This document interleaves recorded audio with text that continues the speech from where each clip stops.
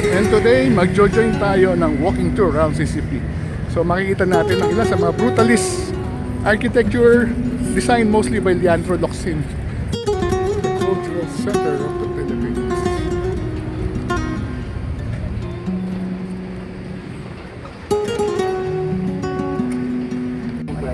Then again, what we call the magnum opus of National Artist for Architecture, Leandro Locsin. This is the Philippine International Convention Center. Ngayong Bogart Theater, nasira.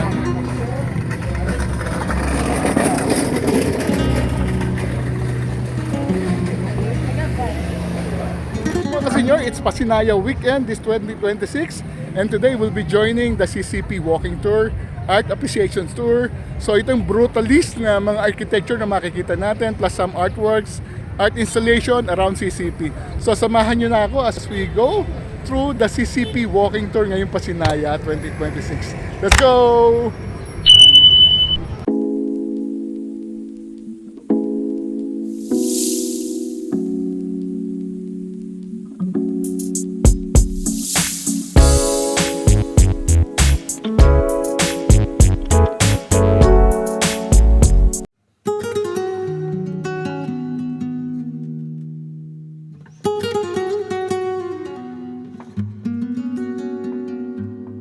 So we just arrived dito sa CCP during Pasinaya and today mag-join tayo ng walking tour around CCP.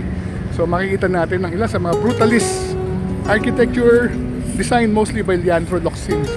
So hopefully maikot natin ang ilan sa mga kanila at makita natin ang mga architectural details ng mga artworks plus art installation tulad dito.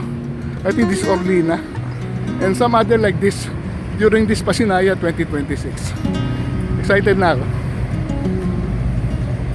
I think ito yata yung umpisa natin. ASEAN Garden.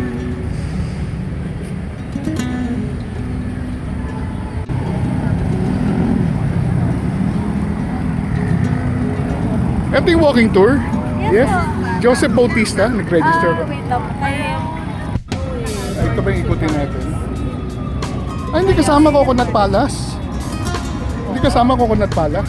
Parang base po sa Meron na tayong Pasinaya schedule. So lahat ng events hopefully mapuntahan natin. In the meantime, excited tayo sa CCP Walking Tour.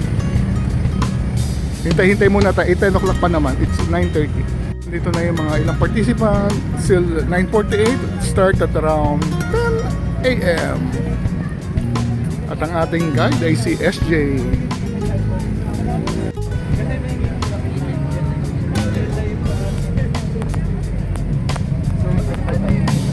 Follow our page.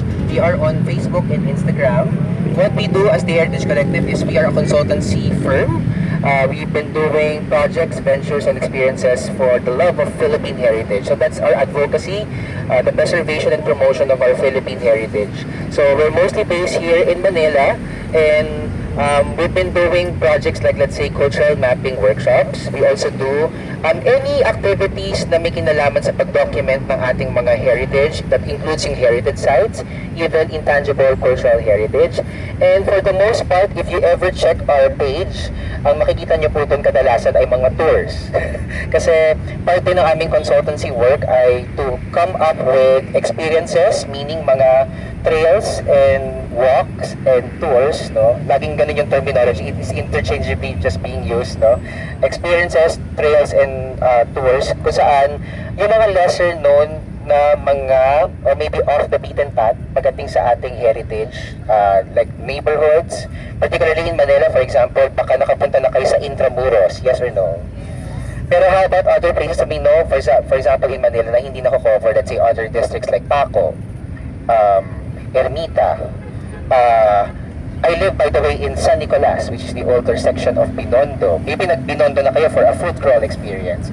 Punta na, malapit na mag-Chinese New Year, by the way. Anyway, so, ganun po yung ginagawa namin to make sure na we expand our advocacy beyond the usual. So, we actually put premium on lesser known heritage.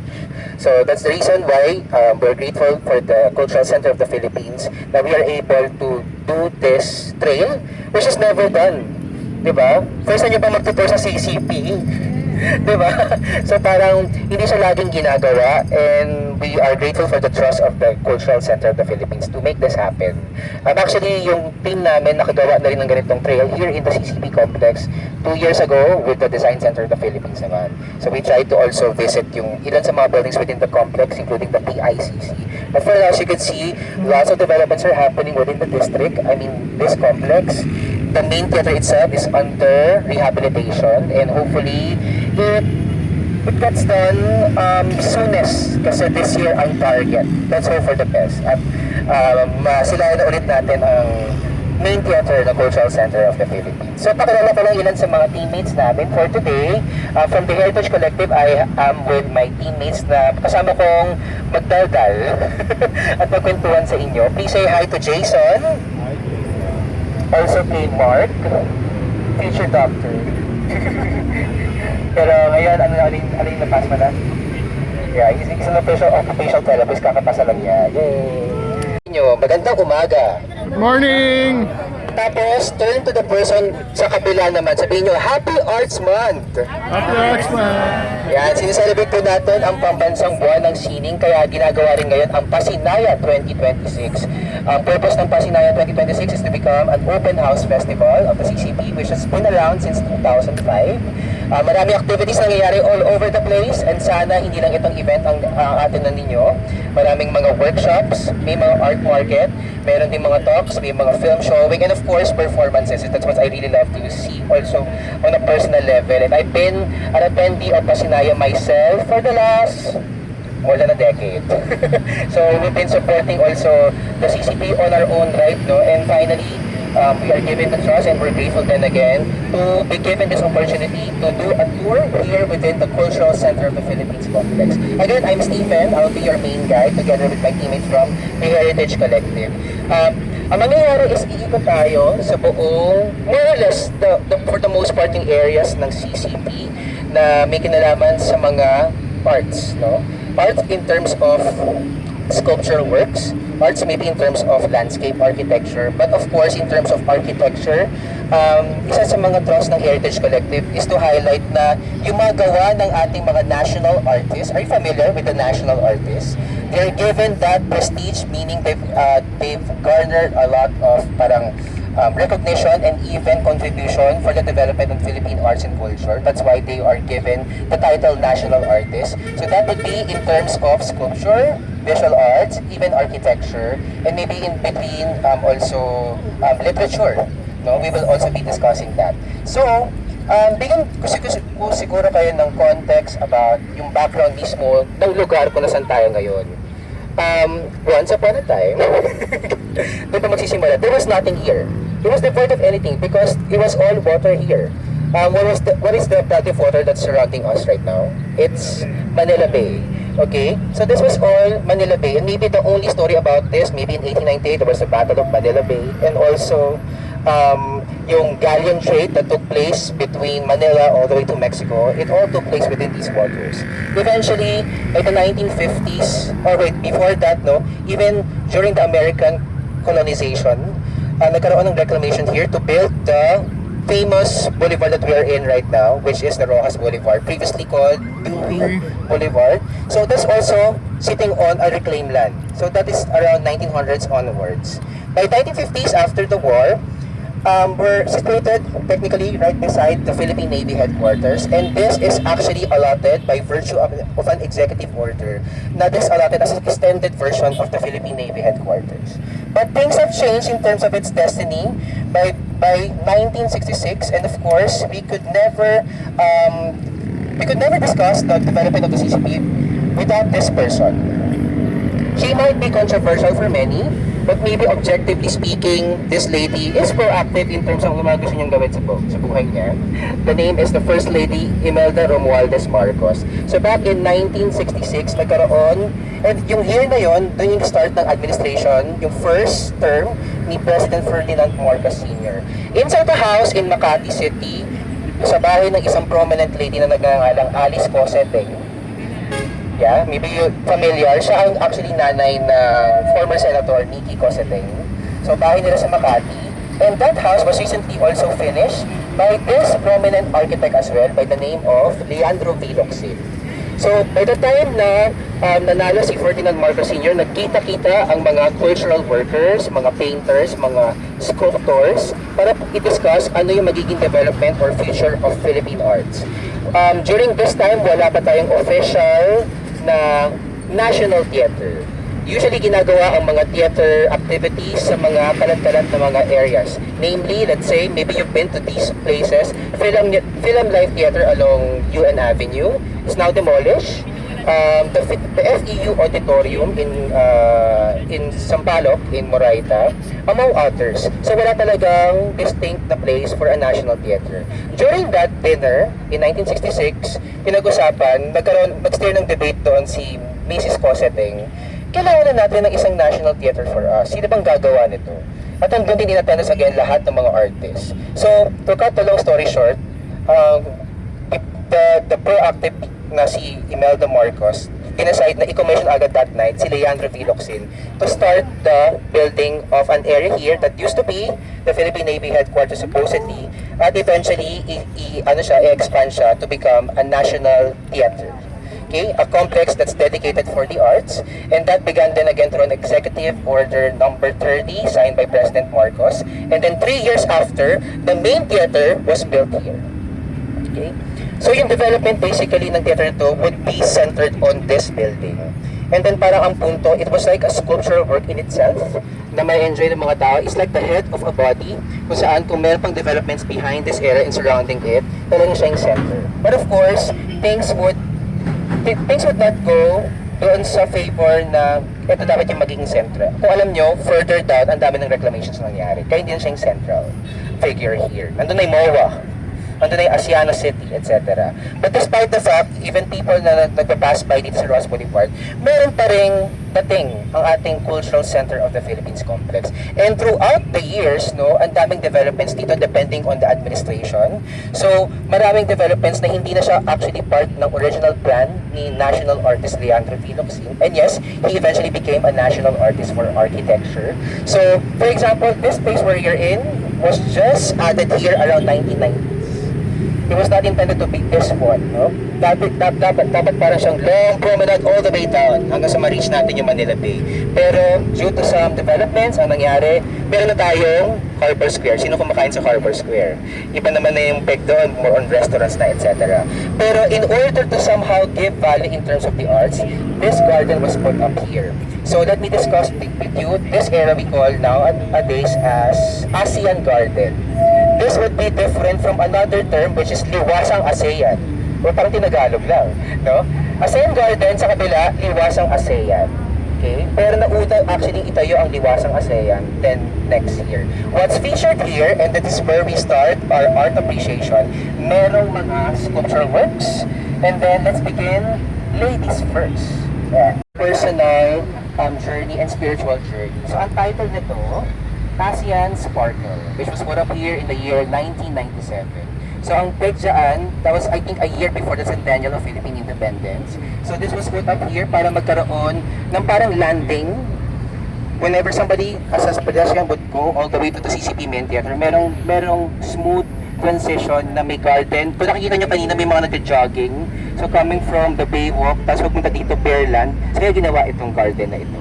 And right behind us is another sculptural work by another prominent sculptor by the name of Ramon Orlina. So si Ramon Orlina, he's a foremost sculptor, more of a glass sculptor or glass maker. So nakita man natin yung isa sa mga artworks here entitled Oneness. So, yeah, lakad tayo. Yung kinalakihan. Okay, game. Sige, Jason, take it away. Go. Well, he originally came from Taal, Batangas. Kung alam niyo Taal, Batangas, it's a heritage town, no? Tapos meron din si Ramon Orlina na isang museum in Tagaytay. Has anyone been there? Na-enjoy ko yun kasi parang doon makikita yung yung hours ng kanyang mga artworks, no? Tapos with the backdrop of the Taal volcano, ganda nun. Okay? So let's take a look at this sculptural work. Basahin ko lang din. So what we're gonna do is that babasahin din namin kung ano yung parang meaning nitong mga sculptural works na ito. Sige, give me a few seconds. We're only 6. So, ang peg is... Sorry. Yan. Ang peg is, they were interlocking with each other, basically. Tapos, underneath is yung parang prominent na ginagawa lagi ni Ramon Orlina ng mga glass sculptures. So, basahin natin yung sinabi ni Ramon Orlina. 6 birds burst in upward flight from a concrete cage-like base. These birds, although independent and separate, are all inextricably linked together at their wings and tails to form one layer. So medyo bring it into as well. Dahil we are also having the ASEAN Summit this year. That's why we're beginning our journey here. Para yung mga areas na hindi kadalasang binibisita pagdating sa mga tours ay kailangan din natin ma-cover right now. So, right now meron din tayong surrounded by mga flags. Representing the different flags of the Southeast Asian nation. Meron actually bago na dagdag, no? Would you know kung ano yung country na nadagdag yun sa dulo? Timor-Leste. Yes. So, good thing nga, kala ko wala pa siyang, finally, updated tayo guys. Okay? So yeah. Take pictures muna and then we're gonna proceed to talk about the Cultural Center of the Philippines Stadium. Sabi ko, would you try to take a guess, ilan yung hectares natin? Dito sa CCTV Combo? 100. Okay, let's play a game. Para auction content. Originally 25 hectares, pero lumaki siya eventually to have this particular number. So give me a number between 1 to 100. 60 higher. 75. Higher, 75 higher. 95. 95 lower. 99. 99 lower. 90. 90 lower. 89. 85 higher. 72. 89. Ah, 87. 87 higher. 89 lower. 88.5. Marami ng expansion. But then again, to also fulfill some of the agendas of the Marcos administration to expand because of their mga particular events. Let's say yung IMF World Bank event in 1976. Ano pa ba? When supposedly Pope John Paul II would arrive here in the Philippines, tinayo ang Coconut Palace. So naiba yung pinaka-journey niya. Meaning to say, beginning of 1966, nag-start yung journey ni Leandro V. Locsin to be commissioned by Imelda Marcos to build many of the structures around here. Ang pinakadulo mamaya, makikita natin yung PICC. Parang after noon, parang napagod na siya. So parang katrabaho ko na si Mrs. Marcos for the longest time. Pero bang mag-upload muna ako. Yun muna yung ginawa niya. Tapos parang from then on, nag-assign si Mrs. Marcos ng iba pang mga architects that would also build other buildings here.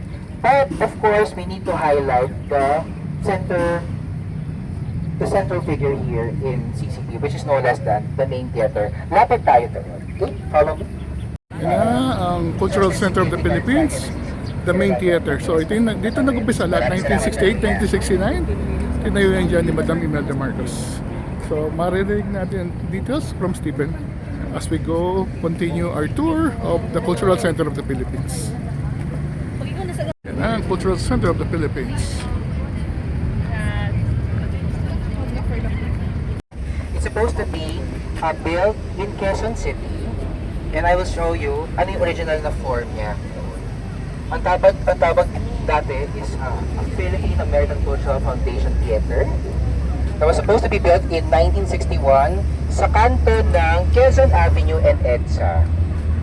Ano na siya ngayon? Parang nandun yata ngayon DILG building. Parang so hindi na, wala na ngayon yun. Pero ang structure dito is, if you compare with the actual theater that we have today, dapat flat lang siya.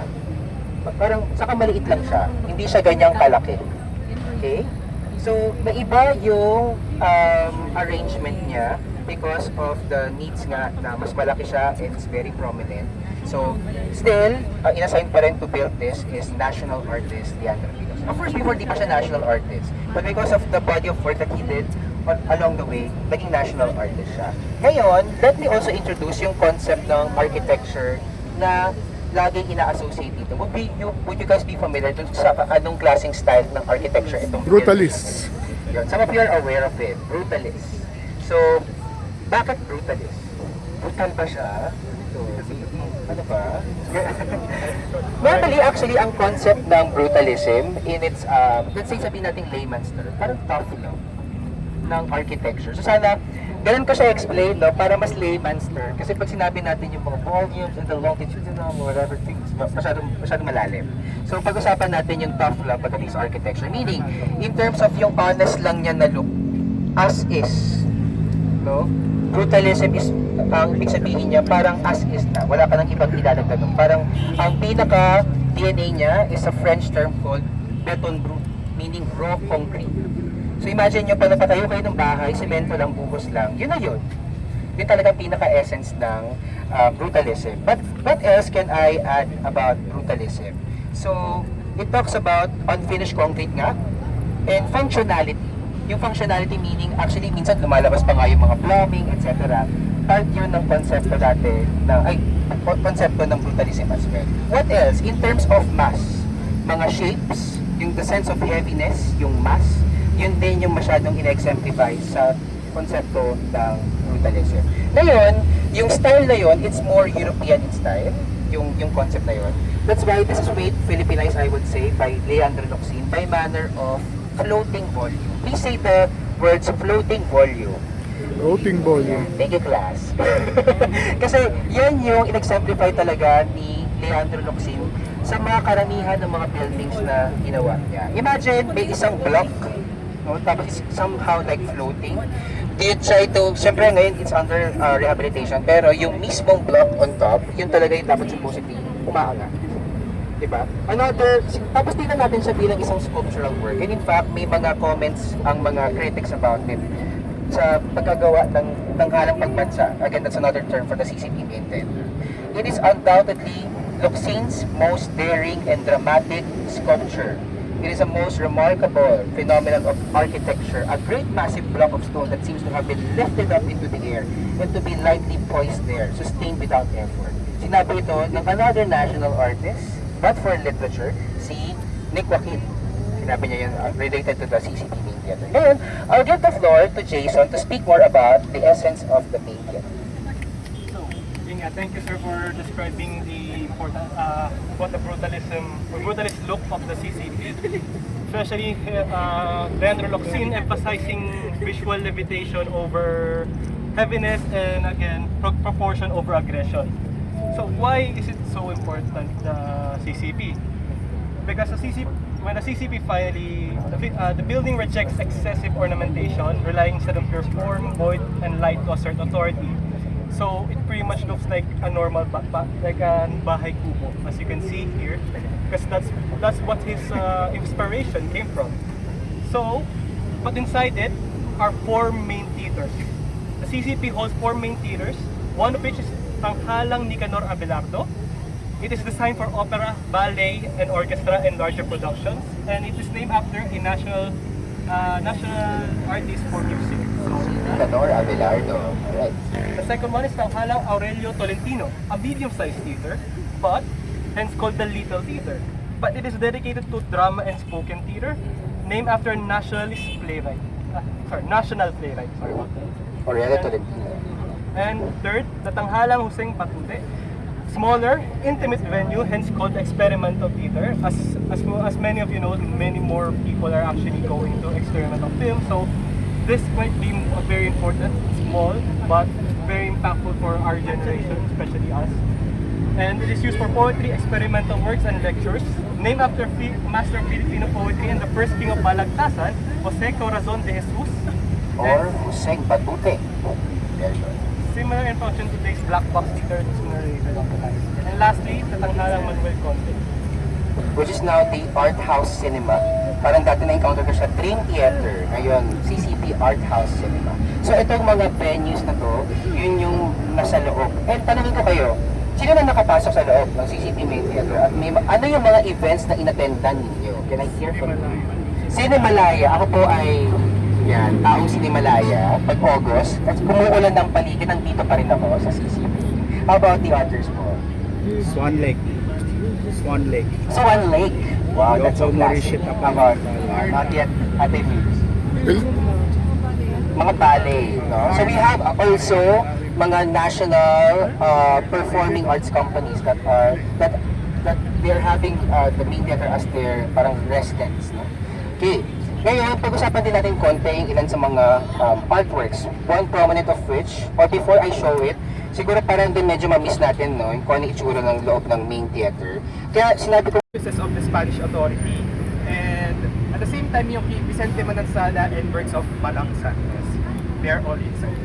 okay, so ito yung itsura niya in its pristine condition. Pero ito yung itsura niya ngayon.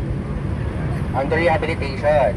So even yung curtain ni H.R. Ocampo, yung tapestry na yon, it's not yet around here inside. Siyempre also for conservation. Ano yung tanong kanina? Kailan bubukas ang CCP main theater? Hopefully within the year. Na-mention na ni Jason kung ano yung mga theaters, pero basahin ko lang. For the CCP Nicanor Abelardo, it's 1,850. Tapos for the Little Theater or the Tanghalang Aurelio Tolentino, it's 413 seats.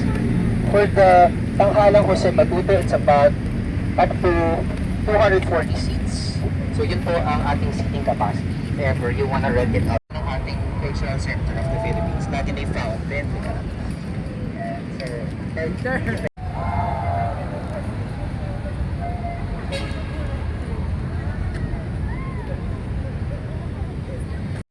The cultural center of the Philippines.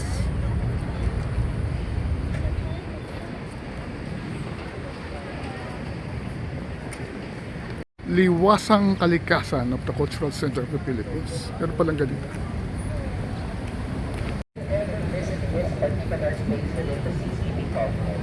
Finally!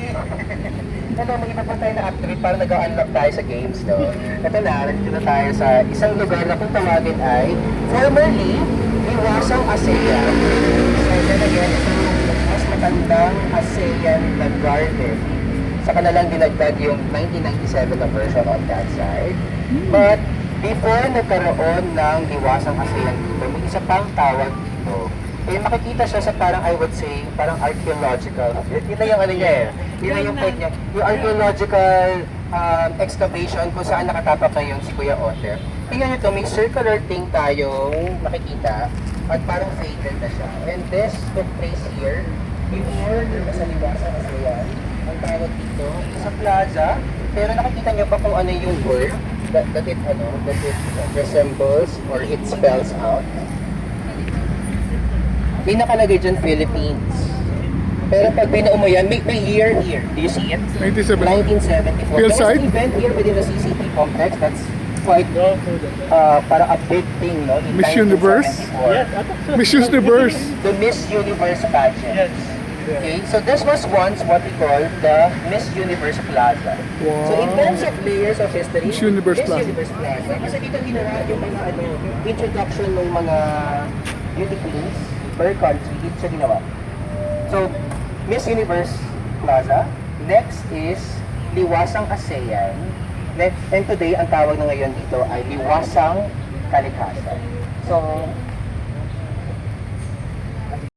for the Liwasang ASEAN. It hosted as it is the site of the ASEAN Sculpture Symposium.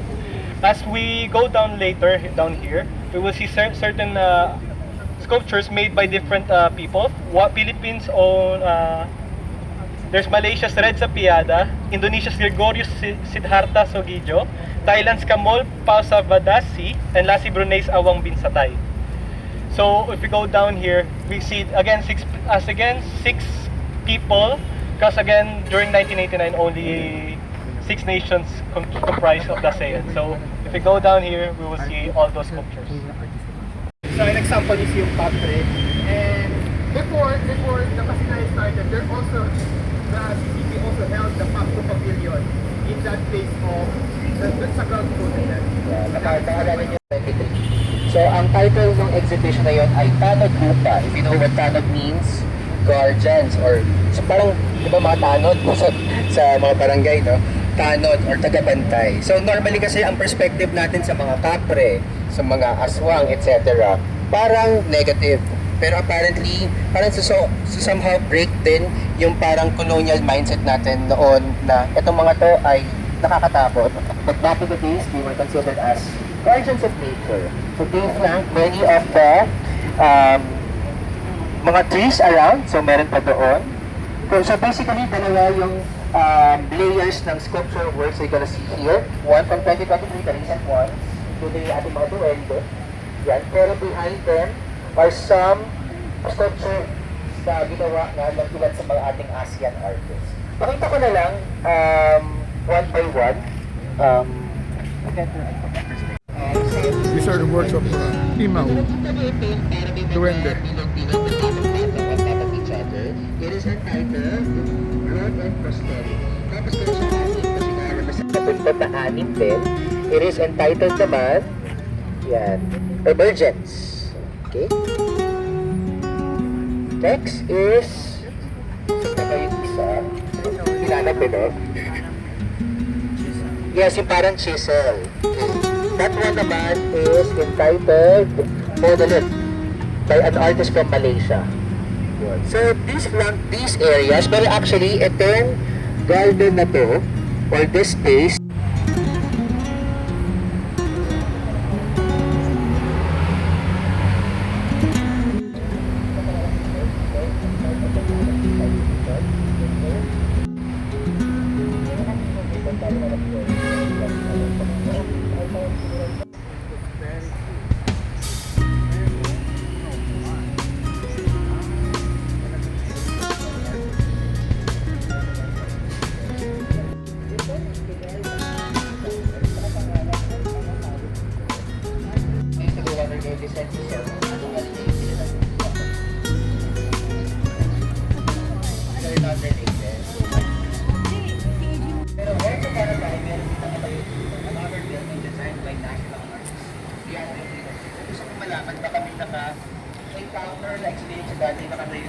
Philsite!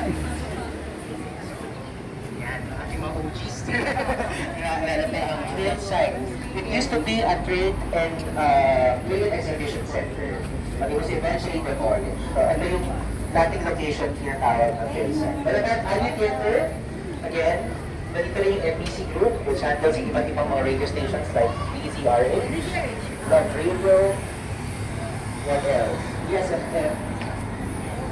Pero if you're not into naman mga radio stations, papag-isip, but Star City na lang tayo, guys. Okay, so let's speak more about the story of Ali Theater by walking. Go ahead. Actually, that was actually burnt down along with Star City during the 2019. And it was only recently, actually not really recent, but recently opened around 2022 after some rehabilitation and some rebuilding. And during that time, they have, and at the same year of 2022, Ballet Manila returned home to Daliu Theater as well. And then the next year later, they would they would do a show, Romeo and Juliet and Cinderella once again. So as you can see, this small theater is actually the main place of Ballet Manila. If you know Ballet Manila, yung kanilang artistic director is no less than Lisa our prima Makuha. ballerina, no? Lisa Makuha Elizalde. Okay, so That's why in 2023, the Elizalde Hall is a multifunctional hall of 370 square meters used for both practice and social events. And the costume space above the Elizalde Hall is where rehearsals, intimate performances, recitals, and exhibits are done. And lastly, Daliu Theater itself is where the main show begins. After the restoration in 2022, it can hold around 1,275 people, while the first row being removable to include an orchestra for the show itself. all over. So sa Ali Theater, it's also part of the Pasinaya events. So meron ding mga, usually musical performances will be held inside. So we invite you after ng ating tour to also check out other venues, no? Participating for the Pasinaya. Food Plaza. Dati guys, wala po ng hiling ko papuntang Star City. By the way, it's the 7th of the month. Alam niyo ba, thanks to the tip of my Kuya Otto here, yung tropical hat. 50% off guys, yung mga pagkain dyan. 7th of the month. Sinasabi ko lang. Baka lang naman. Ayun oh, nakalagay na. Not sponsored ad, no, not at all. Sino ba yung tropical hot dyan? Just one tidbit, baka mamaya, na-miss out ko. But every 7th of the month, don't forget. Stephen, no? Ayan, 50% off. On classic burgers, etc. Grabe, masarap na ako.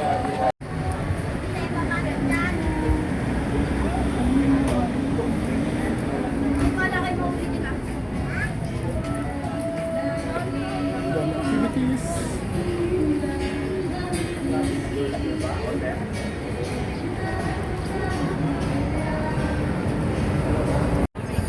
Okay, continue ride. Crossing to Tanghalan Ignacio Jimenez.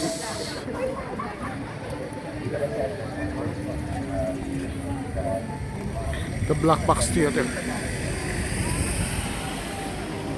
New addition to the CP complex.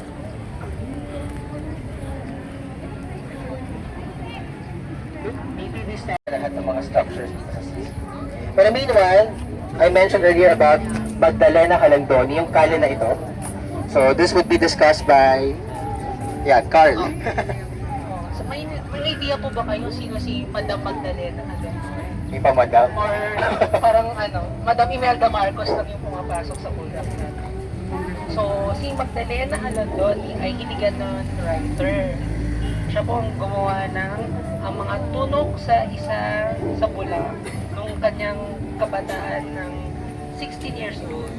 Tapos naka-receive po siya ng award which is the Republic Cultural Heritage Award. So siya po yung una nakatanggap nun. So parang ang modern equivalent nun is the Order of National Artist. Kasi at that time wala pa nun. Wala pang ONA. So siya yung unang in-awarded nun kasi mostly sa Republic of Cultural Heritage Award, mga writers ang unang ina-awarded. Pangalan, Ignacio B. Jimenez. So ito po yung the newest building sa CCP complex. So sino po naka-attend na ng mga performance or ganun dito? Sinimala, Sir, if I may ask, ano po Sinimalaya. Sinimalaya. Okay. Ako anak datu ni ano. Stage ba siya by Imaw? Imaw also national artist. Yes. Pasinaya na, yan. So, currently, the Tanghalang Ignacio Jimenez now serves as the Black Box Theater. So, it was named after the businessman, Ignacio Jimenez, Just in who's case hindi alam yung actually mukha a scholar of the national artist for theater, Wilfredo Maria Guerrero. So, if nagre-ring din po sa inyo yung bell, yung kanyang name, so, yung isang theater sa UP, the UP Playwright Theater was also named after him. So, Imagine nyo guys, itong si Ignacio Jimenez, mas more on businessman siya. Pero hindi nawala sa puso niya yung arts. maging patron of the art. Maging patron of the arts in the future. Kasi halimbawa, meron siyang stocks brokerage firm. Ganun, so more investments ang kanyang larangan. Pero dahil ang background niya back in college was in UP. So ayun, Oo, na-influence. yung information about it. But Yes. siguro tanungin ko lang, sino nung meron ba sa inyo dito nag-graduate? 1983. May year pa. Ako 1983. 2015, dyan din ako graduate. How about the others po? Meron ba po bang iba nag-graduate sa PIC? Okay na yun, wala na. Horizontality ng structure, parang ang haba-haba. And in fact, it is the biggest work, then again, what we call the magnum opus of National Artist for Architecture, Leandro V. Locsin, which is the Philippine International Convention Center. So, Mark? Okay. Yeah, take it away. So, to discuss the building, which is one of the biggest works again of Leandro Locsin. So, the reason why, as to why this building was built, no, is to help to hold one of the meetings IMF World of International Monetary Fund that occurred at around 1976. And with that said, it also held the events such as Miss Universe 1994, in which Miss India won their first title. Sino mga fan ni Sushmita Sen dito? PT Green. Tapos panahon ni Shaolin Gonzalez, sa natin Miss Philippines. Lahat yung nangyari dito, okay? Hindi lang mga graduation, so pati mga budget at whatsoever kung nangyari. Alright. And besides being the country's foremost MICE or meetings incentives, conventions, and exhibitions. This is also the site of many artworks that can be found inside, such as if nakapasok na po kayo sa loob, no, makikita nyo or sasalubong sa inyo yung isa sa pinakamalaking paintings ni Hoya, which is Hoya. Pagdiriwang, which represents banderitas kasi most of the gatherings there are a celebration or a milestone at some point. And to add as well, it was also declared as a national cultural property or treasure by the National Museum, given that most of its inside is yung benches na makikita nyo yung kay Napoleon Abueva. So yung mga benches ni Napoleon Abueva. Ito yun. Ayan. Kumbaga, umupo kayo sa gawa ng isang national artist. Pag-umupo kayo sa loob ng PICC. What else do we have? And we also have one of the monumental works of Arturo Luz, which is the Creed. So pag pumasok kayo doon sa main hallway nila, bubungat na agad sa inyo yung pinaka-iconic Plenary hall. ni Arturo Luz. And yung kanilang anito, doon sa kanilang courtyard. Maybe na-remember nyo na in front of the lawn, merong mga sculptural works din also, but by different mga APEC ng mga member economies or mga member states. Wala na yan sa harapan ngayon kasi this was recently rehabilitated ng First Lady, current First Lady, in preparation for the ASEAN 2026. So itong anito, napapaligiran na siya ngayon ng iba pang mga APEC sculptures na dati na sa harapan, nasa loob na siya ngayon. Just for reference, in case nagtaka kayo, na wala na lahat yung naalala ko mga sculptures when entering the PICs. Okay, so ang purpose na itong mga to, no, basically, who has been inside, no? The plenary hall. Meanwhile, this is what we call the reception hall. Napakaganda. Actually, personally, ang pinaka-favorite kong work ni Leandro Locsin, ito talaga. Ang pinaka-gusto ko talaga sa lahat ng dyan, yung tinatawag nilang mga shooting stars. Alam niyo ba yun? Oo. Alam niyo yung lobby ng PICC, ganito yung itsura niya. Tada, di ba? Parang in terms of yung mga blocks din, di ba, talking about brutalism, parang yung mga drop lights na yon, parang shooting stars, yun yung word ko for it. It also shapes like certain blocks. So yun, pababa siya, nahuhulog siya. So imagine na lang, yun yung nag-welcome sa'yo. And yun yung nag-welcome sa ating mga delegates all over the world by the time of ASEAN 2026. So yun po ang ating purpose. Another thing I would like to highlight is this one. Yung ang laki nung canopy. Parang hindi natatakot dati engineers na magbuo ng ganyang kahabang canopy. While today, parang yung mga architects and engineers, pag nagtayo ng mga structures, parang yung 1 meter lang na gano'n, natatakot na sila. Ito parang lang ginawa. Freestanding siya. Freestanding. Or of course, meron din siyang engineering, may engineering, parang implications din siya. Okay.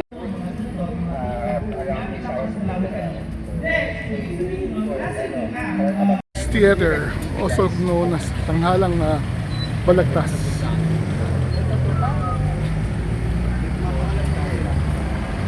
Nababasa ko na lang yan. Kaya na yan.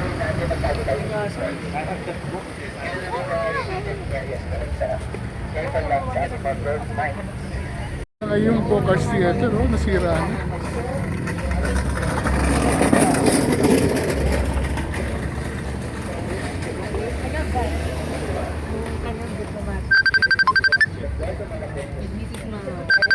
Architect ng Idea po ba sila? O sino?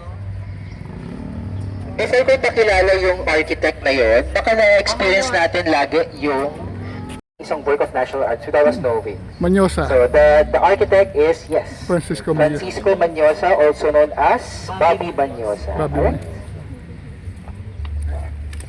Okay, go ahead. Go, Mark.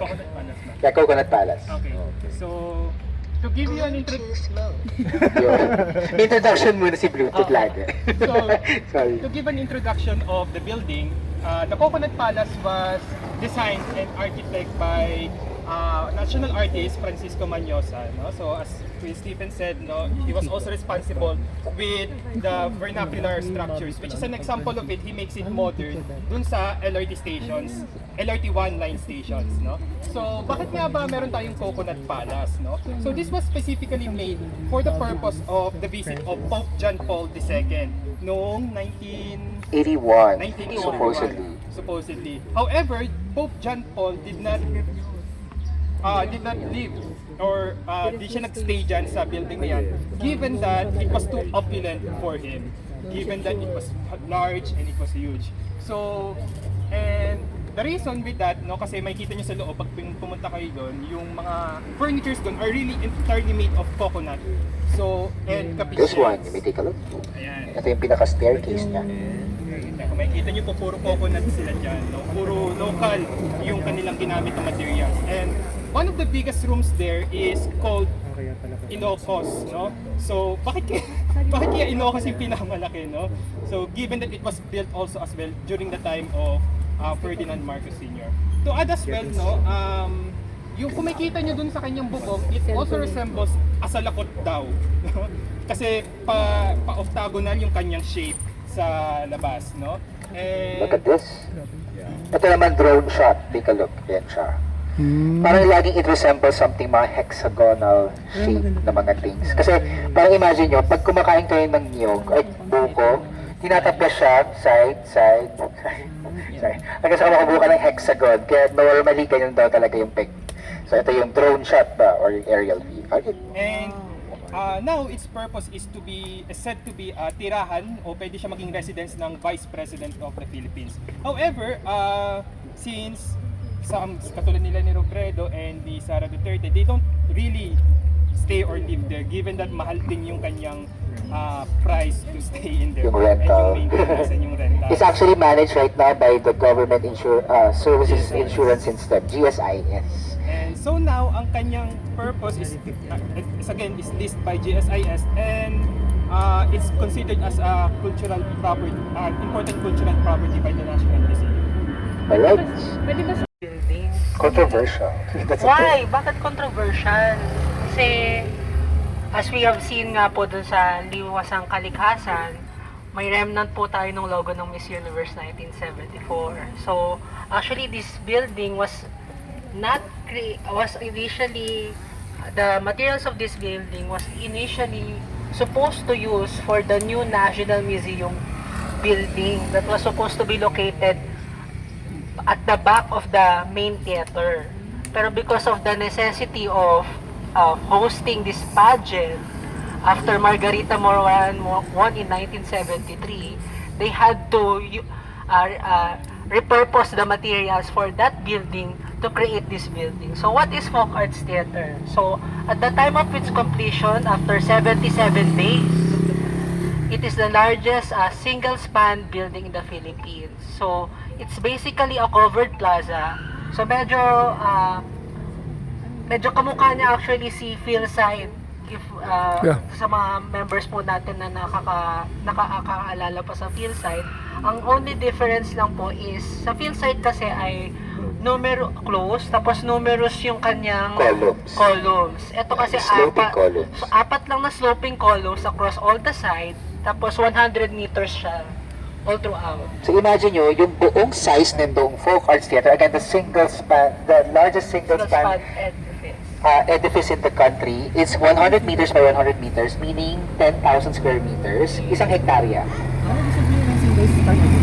Yung prefabricated siya, meaning, isipin nyo, ganito, gasoline station. Nakita nyo ba yung ibabaw ng gasoline station? Ganun lang siya. So, imagine mo, expanded to a larger scale, boom. Ganun siya kalaki. Alright? So, single So, yung material po ay ginawa sa another side, tapos transport na lang dito. Kasi they had to finish it. Kasi nagkaroon ng Miss Universe July. By May, sabi ng mga Miss Universe officials, mga nakita ko sa archival documents, wala pang venue. Napapaning na rin mismo maski yung Miss Universe na organization sa US. That will be finished in 77 Kasi days.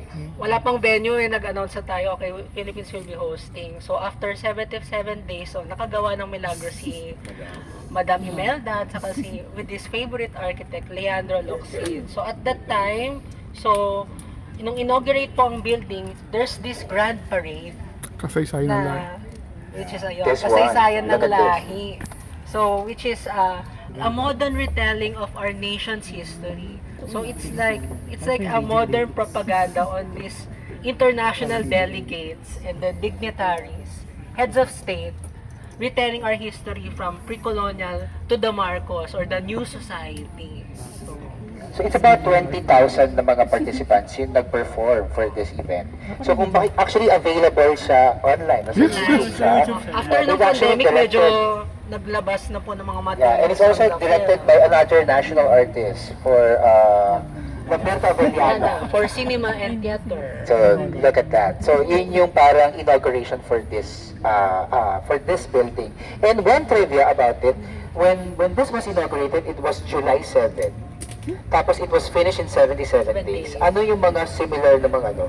Puro 7. Oo. So in terms of numerology, there seems to be like ano? Obsession. parang- The term is obsession or maybe fascination of Ferdinand Marcos Sr. Pagdating sa number 7. In fact, there are other things, let's say, when martial law was declared, that was 9/21 or September 21. 21 is divisible by 7. Tapos ito, July 7 when it was inaugurated, 7/7. And then natapos siya in 77 days. So yun yung mga trivia na gusto natin i-share about this building. Ito yung interior niya, nung time na ginagamit siya medyo in the latter days of this building, it was used primarily as a church by Pastor Ed Lapis, yung day-by-day ministries. So dito ginagawa yon. Other offices na dito ginawa ay yung sa NAMSIA, yung may mga competition for young artists, yung NAMSIA dito nag-office, and also yung Association of Pinoy Printers of the Philippines, dito rin sila nag-office. So nagagamit siya noon. Until now naman, ano nakikita niyo sa harapan natin? It's abandoned, and apparently, in terms of the redevelopment of the complex, no, tingin niyo anong plano dito? Yeah, actually, ang balak sa kanya ay gigibain siya. So, ang reason for that, according to our CCP management, kasing mahal ng pagpapatayo ng bagong building, yung pagpaparehabilitate sa building na to. And then, for the redevelopment, if I may, I think, show you, na maraming plans ang CCP beginning at the year 2011 for the redevelopment of this space. Okay? So, halimbawa, this came from an exhibit of Rian Biloxin sa Penil, no? So may mga artist center na gagawin, may bagong new performing arts theater na gagawin somewhere in this area. Even sa likod, kung nasaan yung may mga, nakita nyo may mga workshops, malapit sa Tanghalang Ignacio Jimenez, ang gagawin doon is an open air theater. So much would be redeveloped only if may available budget within this complex. And yun yung little by little na balak din gawin within the CCP complex para makover talaga na it's really about performing arts. So yun yung plano dito. Also designed by National Artist Locsin. Ano na yung nangyayari ngayon? Mga additional reclamation.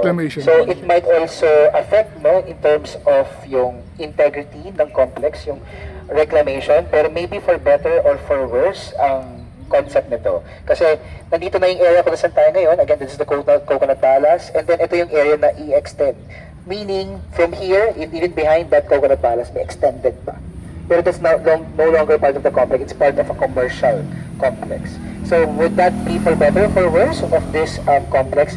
We would need also your feedbacks about it. Parang magandang may ongoing discussion tayo kung ano yung gusto natin maging development din nitong Cultural Center of the Philippines Complex. For example, memories that would also be for the betterment of the Philippine culture and arts in the country. Philippine culture and arts. There you go.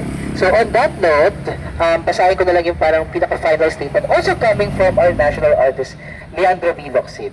Parang this is related to architecture, but maybe arts in general. No? A work of architecture, let's say arts in general, becomes iconic only when society finds that it resonates on many levels. When it captures a spirit and an idea that is relevant to and valued by those who viewed it, inhabited and use it over time. So that is by National Artist for Architecture, Leandro V. Locsin. Maybe to add to that, meron ding vision statement ang CCP noon. Art matters in the lives of every Filipino. Yun ang pinaka-vision ng CCP. And I hope with this kind of event, medyo na-encapsulate natin yung arts in its different forms, whether that be for sculptural works, even spaces itself, I would say, are artistic, and of course, architectural works right here. And hopefully, hindi ito ang first and last time natin i-explore ang Cultural Center of the Philippines Complex. And just today, hopefully, may enjoy nyo pa ang CCP Complex to the different events happening right now for Pasinaya 2026. On that note, may questions po ba? Kung wala, we end our journey together at 11:24 and maraming salamat po for joining us. Thank you. Ito yung inaugural Yes. batch. Kasi yung mga susunod na mga batch, The historic batch. historic batch. So, mga senyor, kalatapos lang ng ating tour on the CCP walking tour. Pinunta natin ang ilan sa mga art installations, architectural details ng mga buildings na dito matatagpuan sa CCP.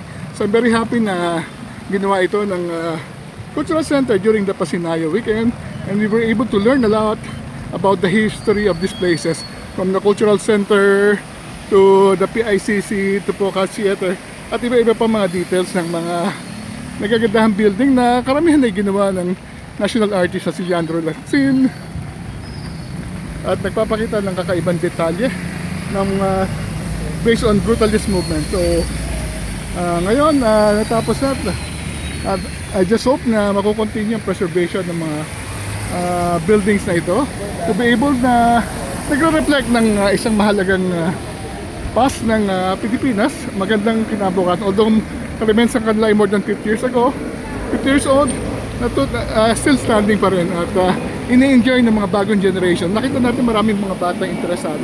But tayo, I'm just happy na naging bahagi tayo ng mga buildings na to, from graduation to theater performances at iba pa. At ngayon, ipapasalamat at nabisita natin siya muli. With that, maraming salamat sa pagsama sa atin. Travel while you can. Until our next vlog. See you soon.